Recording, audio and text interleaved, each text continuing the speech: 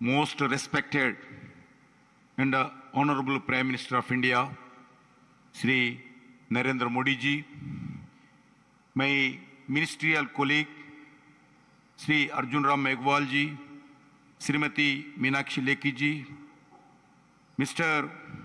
Monial Rabate, Director, Lou Abu Dhabi, and all the esteemed guests present here, all the officers and friends from media. At the outset, I extend a warm welcome and express my deepest gratitude to the Honorable Prime Minister for agreeing to inaugurate the first of its kind 3-day International Museum Expo. I also welcome all the delegates to this expo, which is being organized as a part of the second phase of Azad Ka Amrit Mahotsav, India 75 years independent celebrations.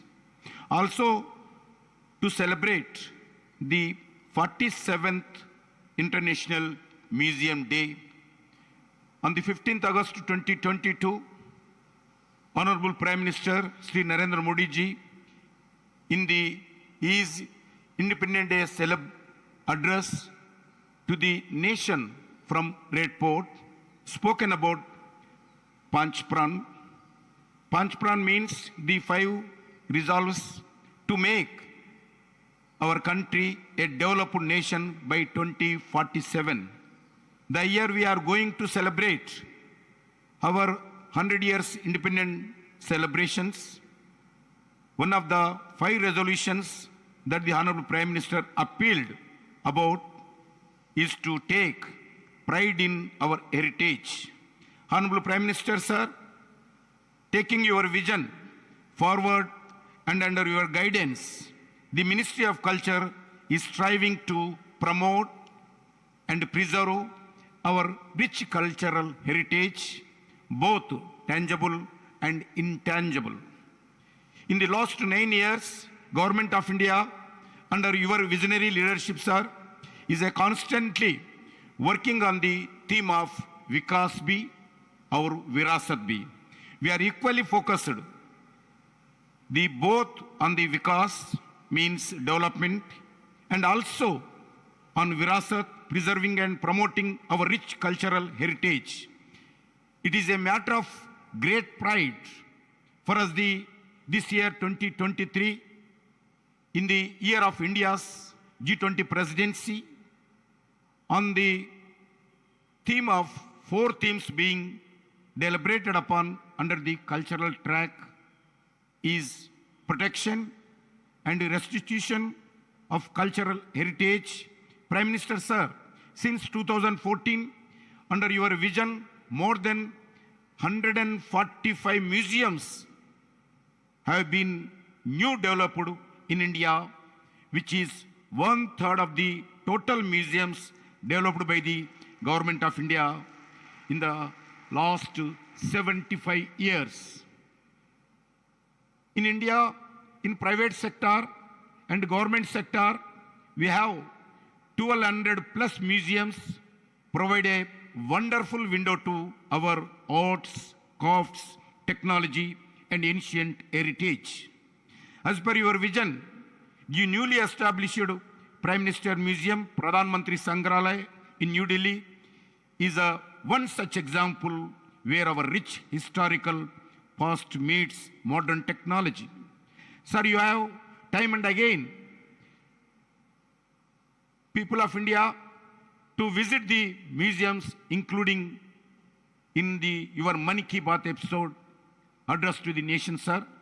We are working hard to make it a memorable experience for all our visitors by revamping many of these museums and by adopting new immersive and experimental technologies. Today, Museum Expo will bring together all the stakeholders under one roof to initiate a holistic conservation around the museum as per your vision, sir. The expo will have master classes panel discussions, physical exhibitions, techno mela, and institute conversion lab, and hands-on excavations, fit several workshops for school children also. We hope the International Museum Expo will pave the way for very vibrant museums movement and ecosystem in the country. With these words, I once again welcome and thanks our Honorable Prime Minister Shri Narendra Modi ji for his gracious presence and visionary leadership in protecting our heritage, and all the delegates and all the museum organizations. Thank you. Jai Hind, Bharat Mata ki Jai.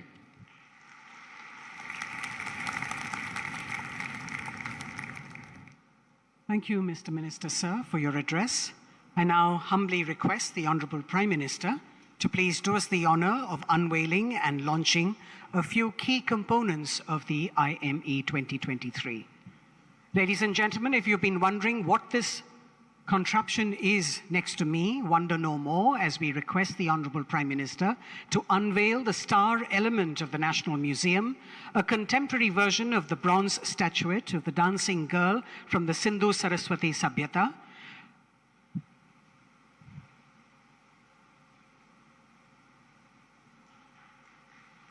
Prime Minister, sir, what you're seeing is a stylized and contemporarized life-size version inspired from the dancing girl to be the official mascot of the IME 2023. You can also interpret this mascot as a modern-day Dwarpal or door guardian that ushers the audience into the experience of the International Museum Expo. This 5-foot wooden toy painted in Channapatna style highlights the importance of museum merchandise, souvenirs as a keepsake or takeaway, and helps in preserving museum memories. It also encourages more made-in-India merchandise and memorabilia, adding to the revenue earnings of our museum. It's also an aesthetic way to introduce ancient history to children and adults and make it attractive for them to learn more. We now have, Honorable Prime Minister, sir, the graphic novel, A Day at the Museum, an illustrative concept that explores the history, heritage, and culture of what goes on in a museum and introduces and familiarizes the younger generation to museums in a very engaging manner. Commissioned for the International Museum Expo, this graphic novel has been developed by the Amar Chitra Katha. The publication aims to awaken interest in school and college students about museums, not just as a space for infotainment, but also as a place for gainful employment. The graphic novel is also employed as a unique way to throw light on the manifold educational and career opportunities in museums, be it management, curation, conservation, digitization, photography, etc. We have both Hindi and English versions of the graphic novel for you. The Directory of Museums in India is another unique component of the Expo, styled as the Yellow Pages for the museums in India.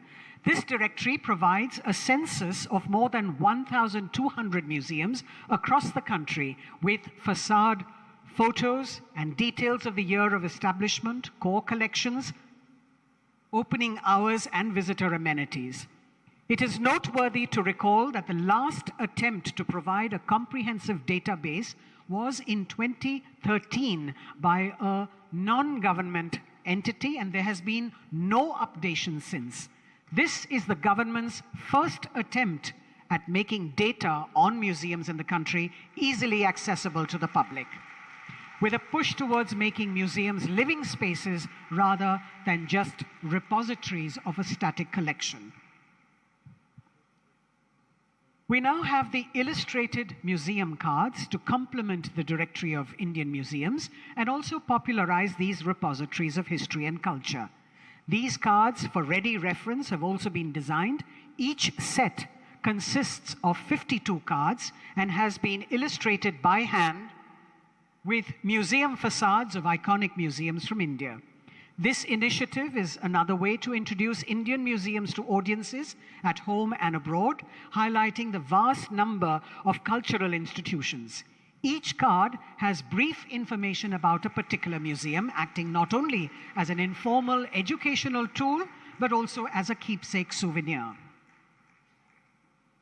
Prime Minister, sir, we now have a component of the expo that draws inspiration from a personal endeavor of yours, the redevelopment of the Kartavya Path in central Delhi. Friends, you may recall that the revamped Central Vista was thrown open to the public after the Prime Minister inaugurated it in September 2022. Renamed as Kartavya Path, the arterial road that extends from the Rashtrapati Bhavan to the India Gate is one of the most iconic places in the national capital. This refurbished public plaza now exhibits landscapes, lawns with walkways, added green spaces, renovated canals, amenity blocks, improved signages, and vending kiosks, etc., enhancing the public experience. The Ministry of Culture has in addition been regularly organizing a weekly cultural program titled Kalanjali that offers multiple art and cultural performances to the public, thus democratizing the public plaza. The pocket map of Kartavya Path, which the Honorable Prime Minister has launched today, is a small attempt to highlight the various state houses, cultural spaces, and the Ministry of Culture institutions along the iconic path. Thank you, Mr. Prime Minister, sir, for launching all those elements for us. Ladies and gentlemen, we have with us today the Director of the Louvre in Abu Dhabi, Mr. Manuel Rabate, a consummate museum professional who has been involved in the Louvre Abu Dhabi project for much of his career. He's a highly trained civil servant who rose to become the CEO of Agence France Museums, the organization created in 2008 to run the project with Abu Dhabi. He oversees all aspects of the first universal museum in the Arab world's operations and activity, welcoming more than 2 million visitors in its first 2 years and making it one of the most visited museums worldwide. I'd like to invite him now to please share his views on this occasion.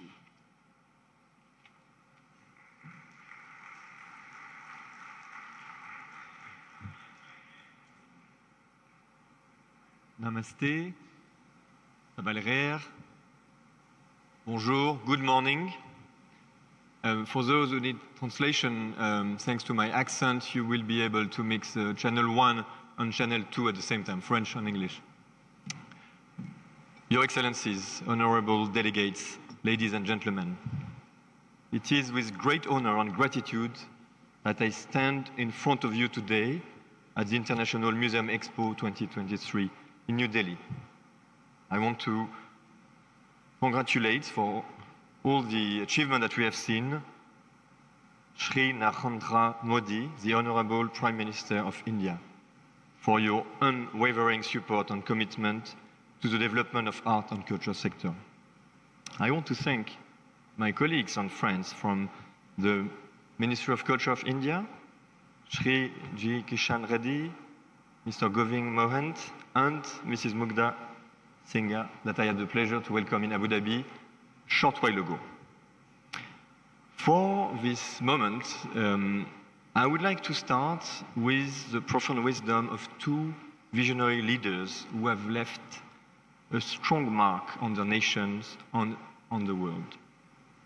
His Highness, the late Sheikh Zayed bin Sultan Al Nahyan, once said, "He who does not know his past cannot make the best of his present and future, for it is from the past that we learn." Closer to you, closer to here, Mahatma Gandhi also said, "The future depends on what you do today." The teaching of both these exemplary leaders encourage us to take responsibility for our action, to create positive change, and to build a better future for the generation to come. Today, as we gather in this expo, at the crossroads of culture, we witness the power of art and culture in bridging divides and transcending boundaries. As we celebrate our shared connections, we have the opportunity, with the museum system, to establish institutions and practices that serve as meeting point for a diversity of culture and people to engage, understand, and respect one another. A spectacular example of this, if I may, is the Louvre Abu Dhabi in the United Arab Emirates, which opened a little more than 5 years ago. It is a testament to the extraordinary collaboration between Abu Dhabi and France. It is a new cultural beacon, bringing different cultures together to shine a fresh light on shared themes that reveal and connect humanity. This is the first universal museum in the Arab world, and it is guiding us in an intellectual and emotional journey through time and space, unveiling our shared connection and the essence of what it means to be human. India, a land known for its rich diversity, and the UAE, a nation which embraces more than 200 nationalities, share a profound connection in terms of transformation. These nations are in constant motion, propelled by the interplay of culture, idea, and experience. In a very interconnected world, we have the opportunity to learn from one another, to draw upon our experience, success, sometimes failures of the past. As India, with this expo, is contemplating the future of its museum system, it is vital to embrace innovative models that define the role of museum to bolster its transformative journey. You have a fantastically rich heritage and history. You are doing a commendable job of bringing it to the forefront. As a nation, you have made significant strides in showcasing your cultural treasure, and I applaud your efforts. I would like to share a few models, a few ideas for inspiration, not to copy, but to maybe learn from our success and our mistakes. I will propose 8 models or 8 ideas as takeaways that can resonate with what's happening here. First and foremost, I think we have created a new model of alliance, of governance. I'm a Frenchman working for the Department of Culture and Tourism of Abu Dhabi. We have a very strong relationship with the French system, and in Louvre Abu Dhabi, you have both names, the best of the biggest museum of the world, and something absolutely rooted in the capital city of this state. This kind of innovative relationship can help accelerate the transformation. Second model that I would like to share, a new model for collections. At Louvre Abu Dhabi, we span over 12,000 years of history, and we have 600, 700 to illustrate that. These artworks are actually coming for a good part from the French collection. The other part is what is developed and acquired in Abu Dhabi as a national collection. But we also have ambassadors' objects from different countries, from Jordan, from Saudi, from the Philippines, from South Korea, I hope one day from India. And we have invented a model through this ambassador object of semi-permanent, of museum always evolving, of shared collection, which I think is the future of presenting artifacts to the world. Third model, traveling exhibitions. This is a model that can help reaching out to more and more visitors. This is also a way to optimize the cost and the feasibility of exhibition. We are very proud. Today, in the Louvre Abu Dhabi, we have a wonderful exhibition organized by the Musée du Quai Branly with us, called Bollywood Superstar, a short history of Indian cinema. I encourage you to come and see. After telling the long storytelling of India, from the Ramayana to the Mahabharata up to the Bollywood phenomenon, this exhibition, which is touching the heart of the people in Abu Dhabi, will go to Paris in the Musée du Quai Branly, which is another way of optimizing the way we do exhibition. Fourth model, the economic development. The museums are part of the economic fabric. We know at Louvre Abu Dhabi that by attracting 3.8 million now, after 5 years, We have contributed to make Abu Dhabi a touristic destination. We are proud of that, and we are working hand in hand with our touristic colleague. This is also inbound, but this is also a way of building relationship with the private sector. I'm carrying a watch that we just developed. We're pushing our collection in the world, and we are generating new revenue streams. Museums need to be innovative for that. The fifth model is social inclusivity and environmental awareness, which is absolutely resonating with the thematics of the Expo today. We believe that the museum have to work for the inclusivity of the social fabric. We have a few strategies that I would like to share. We invited the elder Emirati to come to the museum, to tell story, to re-engage and to appropriate the space and the collection. We are conscious that there is a financial barrier to come to the museum. We invited the taxi driver to come with 3 persons, again, giving them the pride of opening the museum and bringing people for free inside. We're also working very hard to bring the people of determination inside the museum and to find ways of reaching out. A universal museum has to be universally accessible, and I can only congratulate you for having the translation in sign language, because we need to do the extra steps to be inclusive. Similarly, as a museum open to the sea and to the environment, we are places where sustainability has to be taken seriously and has to be thought. You can see the sea. I'm very proud of our turtle rehabilitation project, and the museum are places where we have to work. Sixth model, mindfulness, kindness. After these years of COVID, the museums are places where we can learn to be together again, and we can enjoy, we can meditate.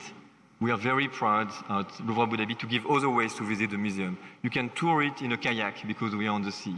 We're also very proud of organizing a yoga session under the dome. You can meditate, and with the Indian Embassy in Abu Dhabi, we organize a yoga day under the dome. Beautiful moment of using the strength of Jean Nouvel's building to give a little bit of solace. 7 model, education and new ways of doing it. We are very proud of our children museum, in which we are putting real artworks, masterpieces at the level of the children, and we play on gamification. We need to fight with the world of digital screens. We can play with it, but we're making games that the kids are winning only if they look at the artworks. We want to educate the gaze. Finally, and maybe the most important at the end of the day, the model of the focus on the staff development. Museums are changing. We need to accompany this transformation with the ambition, with the number of museums that you have, with the number of museums that you are opening and changing. It's very important to invest in the transformation of the staff. And this is something which is for us at the core. We are creating a new generation of Emirati museum professionals, and we also would like to be the pole of excellence on training regionally. Well, these 8 ideas are just to share, not to copy, but to take as a gift, to be there with you. I will just finish by some words by André Malraux, from his Musée Imaginaire, the Imaginary Museum, who said, after all, the ideal museum is a passionate quest, a recreation of the universe in front of the creation. After all, the museum is one of the places which give the highest idea of mankind. Thank you very much. Zainab.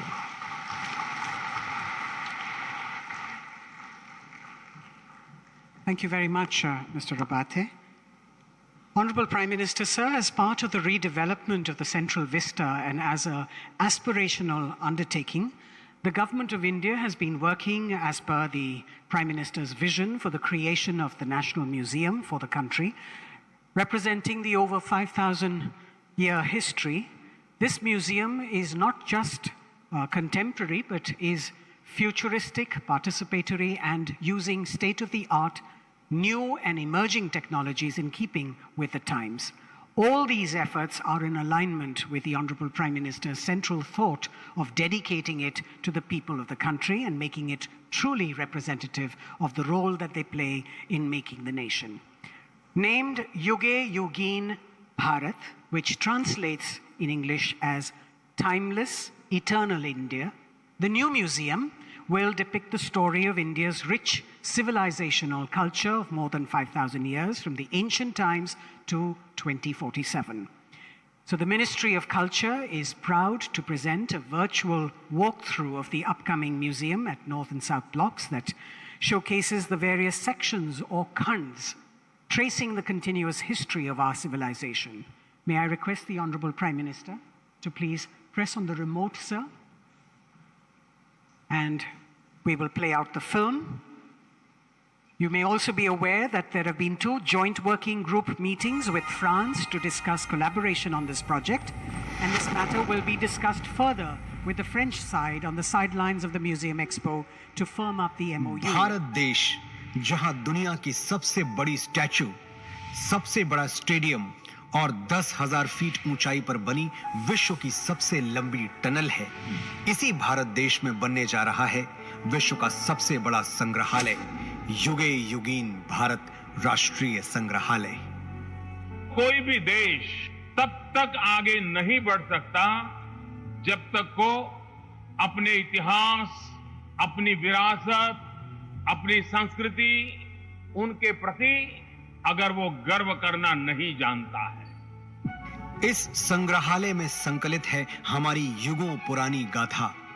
कौन थे हमारे पूर्वज जिन्होंने इस प्राचीन संस्कृति की नींव रखी, जिनके मार्गदर्शन में वैभवशाली सभ्यता का विकास हुआ, जिनके संरक्षण में ज्ञान विज्ञान की अतुल संपदा विकसित हुई और जिन्होंने भारतीय स्वतंत्रता संग्राम का इतिहास रचा। भारत का यह बेजोड़ संग्रहालय बनकर तैयार हो रहा है 1,17,000 वर्ग मीटर के विस्तार में। इस ऐतिहासिक धरोहर के दोनों खंडों के 950 कक्षों में संकलित की जा रही है लगभग 5,000 वर्ष पुरानी भारत की अतुल सांस्कृतिक ज्ञान संपदा। क्या आप जानते हैं, युगों पहले हमारे पूर्वजों को मिश्रित धातु के निर्माण का ज्ञान था। प्राचीन भारतीय धातु विज्ञान के प्रतीक रूप ऐसे ही एक द्वार से प्रवेश करके आरंभ करते हैं भारत खंड की अभूतपूर्व यात्रा। पहुंचते हैं भारतवर्ष की प्राचीन समृद्ध परंपराओं के संसार में।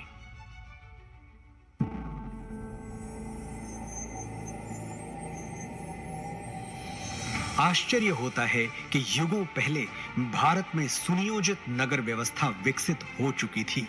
हम बात कर रहे हैं सिंधु सरस्वती सभ्यता की। क्या कभी सोचा है कि क्यों भारत में पर्वतों, समुद्रों, नदियों और पेड़ों की पूजा होती रही है? क्योंकि हजारों साल पहले भी हमारे विद्वान जानते थे कि जिन पंच तत्वों से सृष्टि का निर्माण हुआ, उन्हीं से सभी प्राणियों की रचना हुई। हजारों वर्ष पूर्व भारत की चारों दिशाओं में पीठों की स्थापना की गई थी, जिसने पूरे राष्ट्र को एक सूत्र में बांधा था। वेदों उपनिषदों में केवल आध्यात्मिक ही नहीं, राजनैतिक, सामाजिक, आर्थिक, ज्योतिष और विज्ञान जैसे सभी क्षेत्रों का ज्ञान समाहित है। यही नहीं, ऋग्वेद में त्वचा रोग विशेषज्ञ विदुषी अपाला का वर्णन मिलता है। सुश्रुत की शल्य चिकित्सा, चरक के सिद्धांत और पतंजलि के अष्टांग योग की प्रासंगिकता हैरान करने वाली है। विश्वविद्यालयों का प्रचलन भारत में 2000 वर्ष से भी पहले से था। तक्षशिला, नालंदा और विक्रमशिला जैसे अनेक विश्वविद्यालयों को पूरे विश्व में ख्याति प्राप्त थी।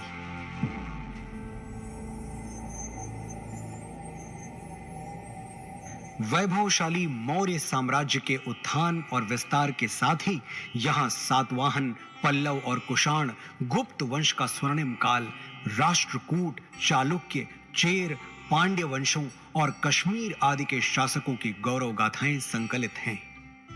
सोने की चिड़िया भारत का वैभवशाली गुप्त वंश हो या दक्षिण भारत के चोल, चेर, पांड्य वंश, सभी के व्यापारिक संबंध पश्चिम में मिस्र, ग्रीस और रोम तक फैले थे।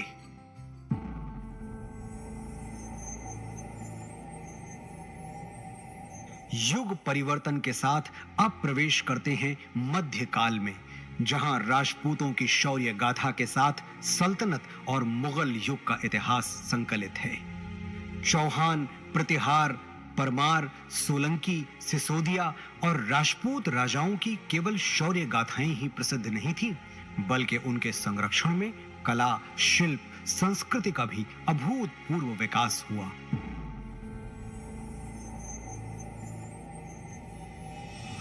राजपूतों, मराठों और मुगल शासकों के ही युग में उत्तर पूर्वी भारत में अहोम शासन और दक्षिण में विजयनगर साम्राज्य का समृद्ध वास्तुशिल्प देखते हुए होयसल, यादव, मराठा शासकों का इतिहास देखते हुए अगले पड़ाव की ओर बढ़ते हैं।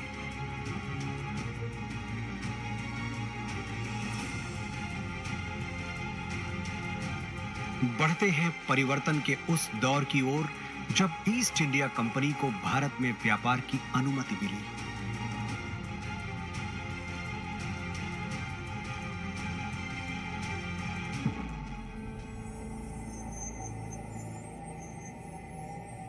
पांचवें जोन में देखिए कैसे प्लासी और बक्सर की लड़ाइयों के साथ शुरू हुआ औपनिवेशिक शासन का विस्तार।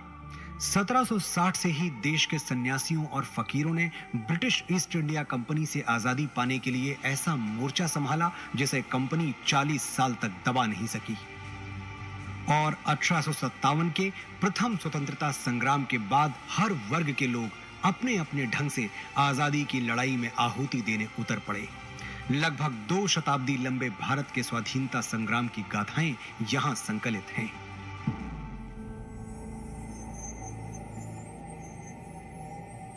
वर्षों के संघर्ष के बाद भारत की आजाद हवा में स्वतंत्रता का तिरंगा लहराया। सच है कि स्वतंत्र भारत के आगे अनेक आर्थिक, सामाजिक चुनौतियां थीं। हर चुनौती को पार करने के लिए, सशक्त राष्ट्र का निर्माण करने के लिए स्वतंत्र भारत ने फिर से राष्ट्र को संप्रभु लोकतांत्रिक गणराज्य बनाया।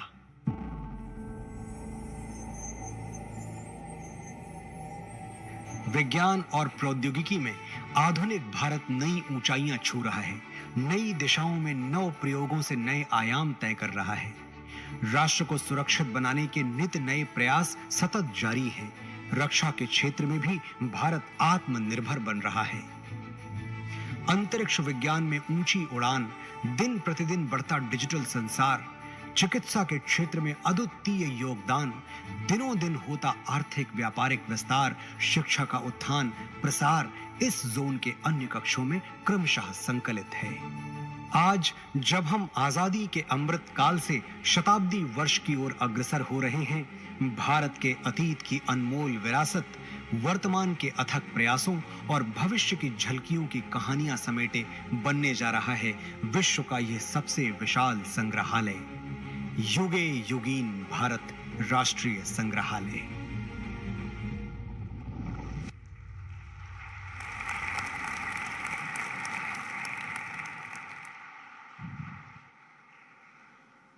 May I now request the Honorable Prime Minister of India, Shri Narendra Modi ji, to please address the august gathering.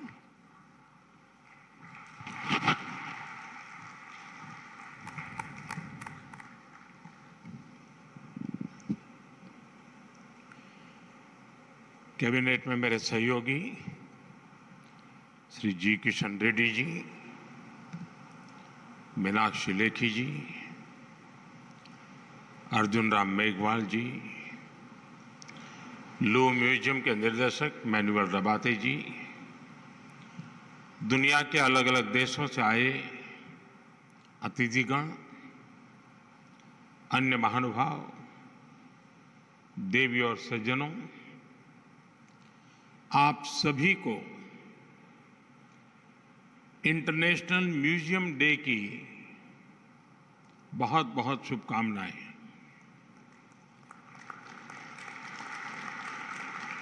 आज यहां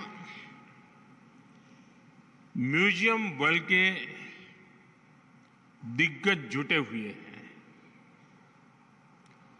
आज का ये अवसर इसलिए भी खास है क्योंकि भारत अपनी आजादी के 75 वर्ष पूरे होने के उपलक्ष्य में अमृत महोत्सव मना रहा है। इंटरनेशनल म्यूजियम एक्सपो में भी इतिहास के अलग अलग अध्याय आधुनिक तकनीक से जुड़कर जीवंत हो रहे हैं। जब हम किसी म्यूजियम में जाते हैं तो ऐसा महसूस होता है जैसे बीते हुए कल से, उस दौर से हमारा परिचय हो रहा है, हमारा साक्षात्कार हो रहा है। म्यूजियम में जो दिखता है वो तथ्यों के आधार पर होता है, प्रत्यक्ष होता है, एविडेंस बेस्ड होता है। म्यूजियम में हमें एक और अतीत से प्रेरणाएं मिलती हैं तो दूसरी ओर भविष्य के प्रति अपने कर्तव्यों का बोध भी होता है। आपकी जो थीम है सस्टेनेबिलिटी एंड वेलबींग, वो आज के विश्व की प्राथमिकताओं को हाईलाइट करती हैं और इस आयोजन को और ज्यादा प्रासंगिक बनाती हैं। मुझे विश्वास है आपके प्रयास संग्रहालयों में युवा पीढ़ी की रुचि को और बढ़ाएंगे, उन्हें हमारी धरोहरों से परिचित कराएंगे। मैं आप सभी का इन प्रयासों के लिए अभिनंदन करता हूं। यहां आने से पहले मुझे कुछ पल म्यूजियम में बताने का अवसर मिला।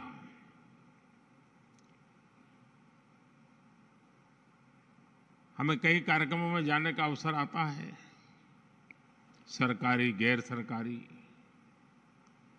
लेकिन मैं कह सकता हूं कि मन पर प्रभाव पैदा करने वाला पूरा प्लानिंग, उसका एग्जीक्यूशन, और सरकार भी इस ऊंचाई के काम कर सकती है जिसके लिए बहुत गर्व होता है, वैसी व्यवस्था। और मैं मानता हूं कि आज का ये अवसर भारत के म्यूजियम की दुनिया में एक बहुत बड़ा टर्निंग पॉइंट लेकर के आएगा, ऐसा मेरा पक्का विश्वास है।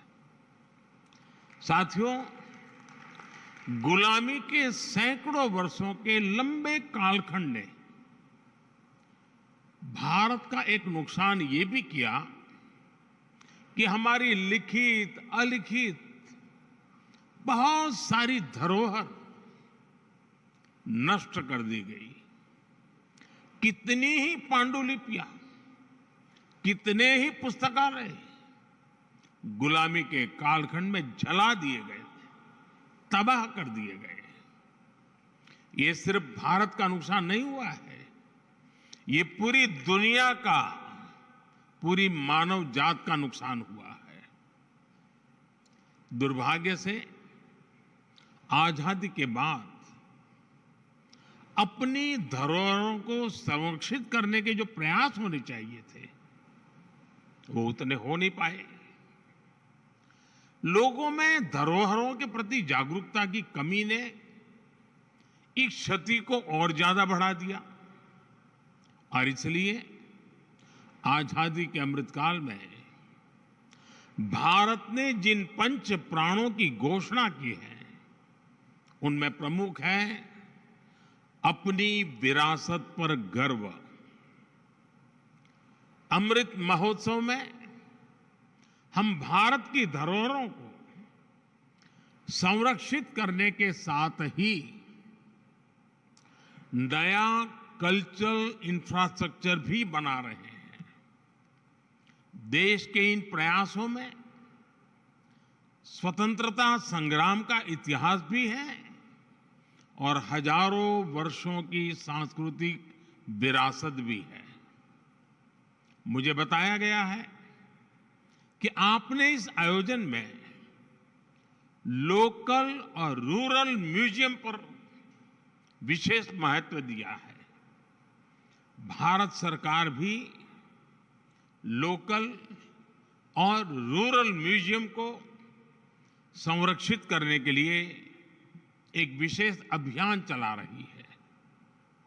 हमारे हर राज्य, हर क्षेत्र और हर समाज के इतिहास को संरक्षित करने के प्रयास किए जा रहे हैं।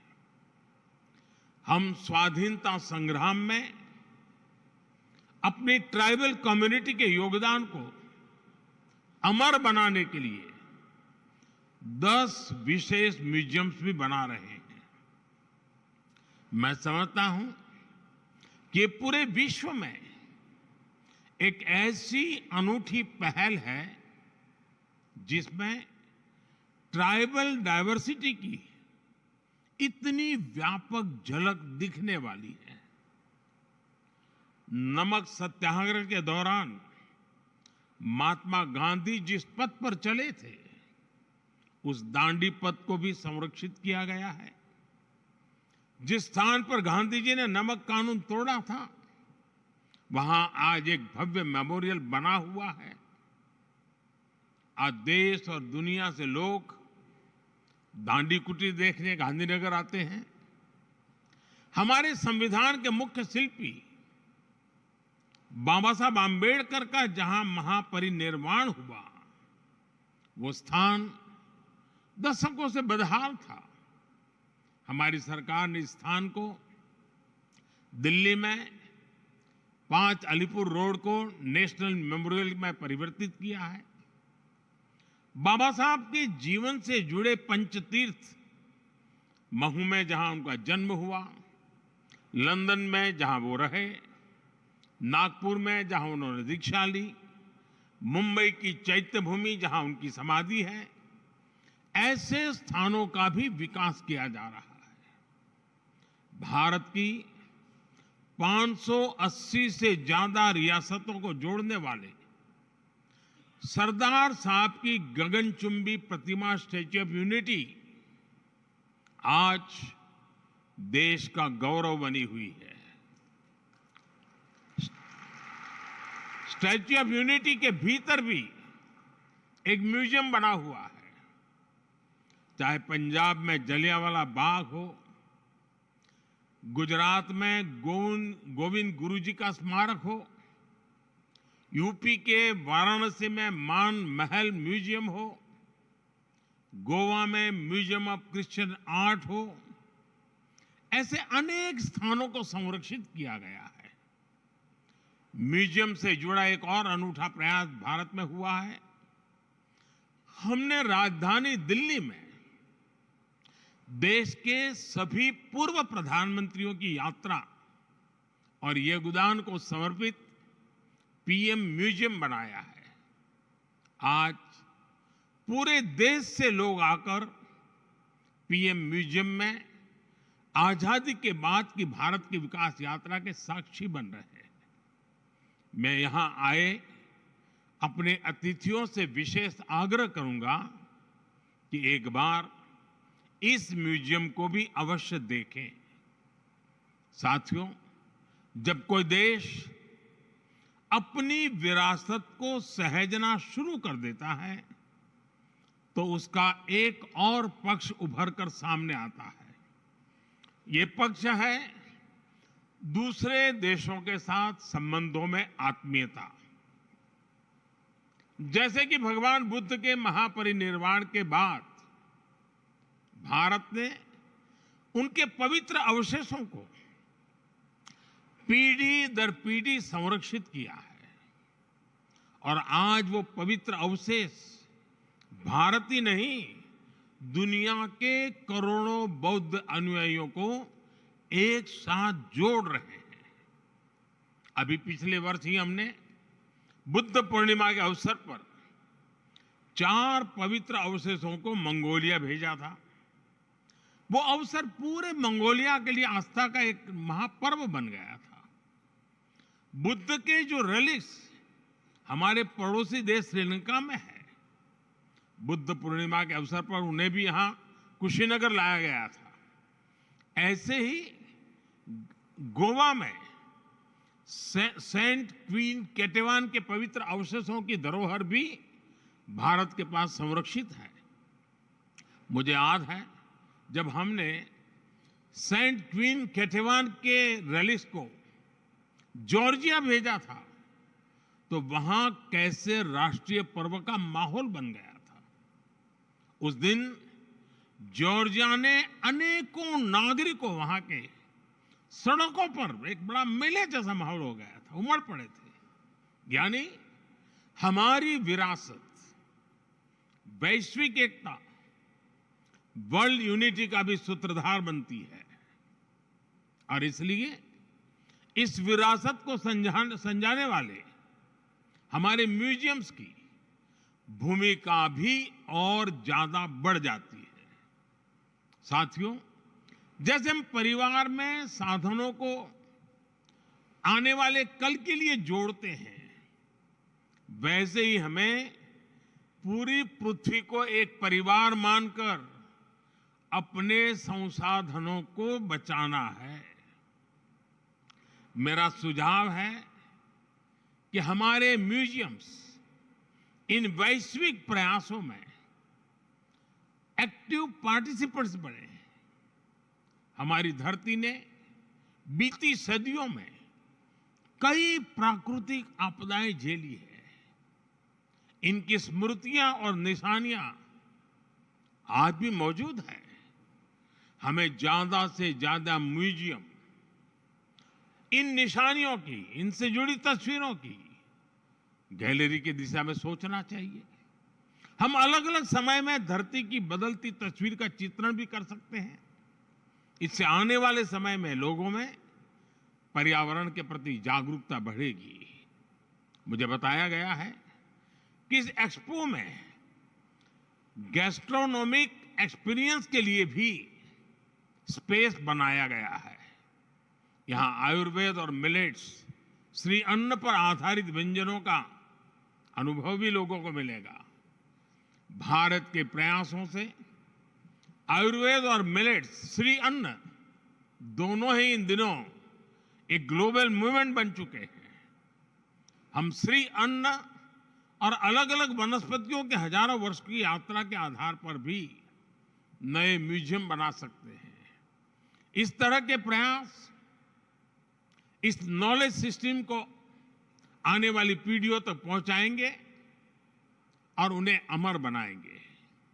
साथियों, इन सभी प्रयासों में हमें सफलता तभी मिलेगी जब हम ऐतिहासिक वस्तुओं के संरक्षण को देश का स्वभाव बनाएं। अब सवाल ये कि अपनी धरोहरों का संरक्षण देश के सामान्य नागरिक को स्वभाव बनेगा कैसे? मैं एक छोटा सा उदाहरण देता हूं। क्यों न भारत में हर परिवार अपने घर में अपना एक पारिवारिक संग्रहालय बनाए, घर के ही लोगों के विषय में, अपने ही परिवार की जानकारियां। इसमें घर की, घर के बुजुर्गों की पुरानी और कुछ खास चीजें रखी जा सकती हैं। आज आप जो एक पेपर लिखते हैं वो आपको सामान्य लगता है, लेकिन आपकी लेखनी में वही कागज का टुकड़ा 3-4 पीढ़ी के बाद एक इमोशनल प्रॉपर्टी बन जाएगा। ऐसे ही हमारे स्कूलों को भी, हमारे भिन्न भिन्न संस्थानों और संगठनों को भी अपने अपने म्यूजियम जरूर बनाने चाहिए। देखिएगा इससे कितनी बड़ी और ऐतिहासिक पूंजी भविष्य के लिए तैयार होगी। जो देश के विभिन्न शहर हैं वो भी अपने यहां सिटी म्यूजियम जैसे प्रकल्पों को आधुनिक स्वरूप में तैयार कर सकते हैं। इसमें उन शहरों से जुड़ी ऐतिहासिक वस्तुएं रख सकते हैं। विभिन्न पंथों में जो रिकॉर्ड रखने की पुरानी परंपरा हम देखते हैं वो भी हमें इस दिशा में काफी मदद करेगी। साथियों, मुझे खुशी है कि कि म्यूजियम आज युवाओं के लिए सिर्फ एक विजिटिंग प्लेस ही नहीं बल्कि एक कैरियर ऑप्शन भी बन रहे हैं। लेकिन मैं चाहूंगा कि हम अपने युवाओं को केवल म्यूजियम वर्कर्स की दृष्टि से ना देखें। हिस्ट्री और आर्किटेक्चर जैसे विषयों से जुड़े ये युवा ग्लोबल कल्चरल एक्सचेंज के मीडियम बन सकते हैं। ये युवा दूसरे देशों में जा सकते हैं, वहां के युवाओं से दुनिया के अलग कल्चर के बारे में सीख सकते हैं, भारत के कल्चर के बारे में उन्हें बता सकते हैं। इनका अनुभव और अतीत से जुड़ाव अपने देश की विरासत के संरक्षण के लिए बहुत ही प्रभावी सिद्ध होगा। साथियों, आज जब हम साझी विरासत की बात कर रहे हैं तो मैं एक साझी चुनौती का भी जिक्र करना चाहता हूं। ये चुनौती है कलाकृतियों की तस्करी और एप्रोप्रिएशन। भारत जैसे प्राचीन संस्कृति वाले देश सैकड़ों वर्ष से इसे जूझ रहे हैं।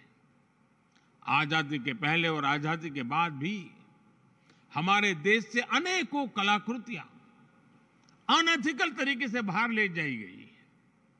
हमें इस तरह के अपराध को रोकने के लिए मिलकर काम करना होगा।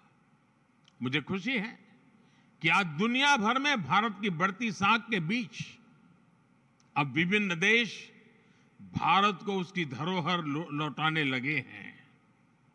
बनारस से चोरी हुई मां अन्नपूर्णा की मूर्ति हो, गुजरात से चोरी हुई महिषासुर मर्दिनी की प्रतिमा हो, चोल साम्राज्य के दौरान निर्मित नटराज की प्रतिमाएं हो, गुरु गोविंद सिंह जी के नाम से सुशोभित तलवार हो, पिछले 9 साल में ही करीब 240 प्राचीन कलाकृतियों को भारत वापस लाया गया है। जबकि उसके पहले कई दशकों तक ये संख्या 20 भी नहीं पहुंची थी। इन 9 वर्षों में भारत से सांस्कृतिक कलाकृतियों की तस्करी भी काफी कम हुई है। मेरा दुनिया भर के कला पारखियों से आग्रह है, विशेषकर म्यूजियम से जुड़े लोगों से अपील है कि इस क्षेत्र में सहयोग को और बढ़ाएं। किसी भी देश के किसी भी म्यूजियम में कोई ऐसी कलाकृति नहीं हो जो अनएथिकल तरीके से वहां पहुंची हो। हमें सभी म्यूजियम्स के लिए इसे एक मोरल कमिटमेंट बनाना चाहिए। साथियों, मुझे विश्वास है हम अतीत से जुड़े रहकर भविष्य के लिए नए आइडियाज पर इसी तरह काम करते रहेंगे। हम विरासत को सहेजेंगे भी और नई विरासत का निर्माण भी करेंगे। इसी कामना के साथ आप सभी का हृदय से बहुत बहुत धन्यवाद।